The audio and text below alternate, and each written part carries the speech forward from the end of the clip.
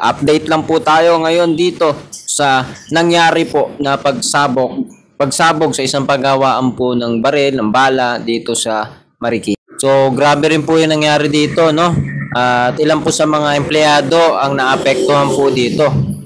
Ang dalawa po na kamay ng isang empleyado ay naputo sa nangyari nga po na pagsabog dito sa Arms Corps sa Marikina. Tama ba ako, no? Correct me if I'm wrong. Dito po nangyari yan sa Arms Corps at sabi po, may iba pang dalawa pang sugatan pa na tao, no? At kapapasok-pasok nga lang po ng balita, no, dito sa DZRH, makikita po natin na yung mga casualties na nangyari po dito ay dalawa na po yung sa nangyari na pagsabog ngayong itong umaga po na ito. Dineclare po yan na sila po ay nagkaroon na po ng dalawang namatay po dito.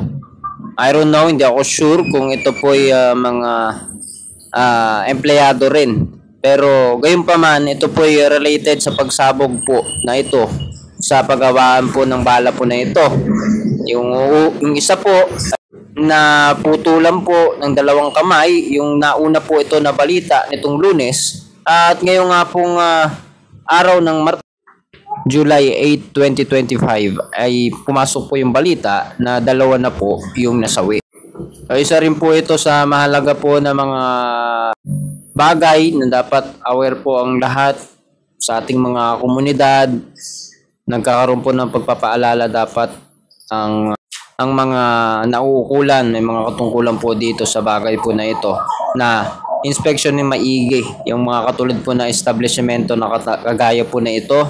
Lalo na kung ito po ay kalapit ng mga residential area. Talagang hindi po magiging maganda. At ito po yung makikita po natin na kagaya ng mga pangyayari po na ito. So, tingin ninyo, ano po yung masasabi ninyo sa pangyayari po na ito na may mga casualties po talaga na nangyari. Meron po mga nadamay at talaga napinsala po dito sa pagsabog po na ito. Pero nakahanda naman daw po tumulong ang kumpanya po na ito sa kanilang mga empleyado. Lalo na po dito sa kanilang pangyayari po ng pagsabog na ito ay meron po silang hindi pagpapabaya dyan. So ito po ay recent na balita na umabot na sa dalawa. Yung nasawi sa pagsabog sa paggawaan po ng bala dito sa Marikina.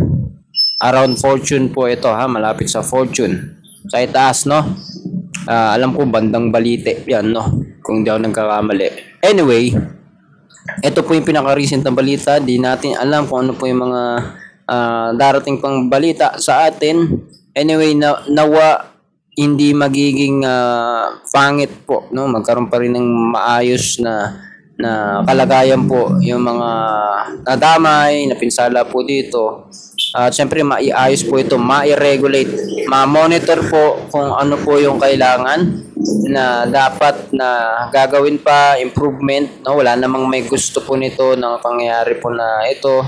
Siguro may mga dapat lang na titignan pa diyan para hindi nangyayari itong mga ganito. Sabi dun nung iba sa comment section, dapat daw malamig o naman. Siguro may bahagyang katotohanan po doon, pero higit sa lahat na dapat na nakikita ko na dapat nagiging mas aware po ang tao is yung pag-iisip po natin kung ano po yung mga ginagawa po natin, especially sa trabaho, sa pagnegosyo. Kung ikaw po ang may-ari po nito, titignan mo, bubusisiin mo maigi rin talaga, lalo sa ganitong klase ng industriya. At siyempre sa mga empleyado, yung kanilang safety rin, no? Nag-iingat din sila. Hindi ko alam, no, kung mayroong fault yung isang empleyado yung empleyado dito or talagang sa management po. Hindi ko alam. Comment down below para dun sa mga nakakaalam. At syempre, pwede nating patuloy na pag-usapan yan dito sa comment section. At hopefully, no, maging maayos po itong pangyayari po dito dahil wala naman talagang may gusto ng mga ganitong kaganapan. Ikaw, ano masasabi mo? Comment down below. Patuloy natin pag-usapan yan sa comment section.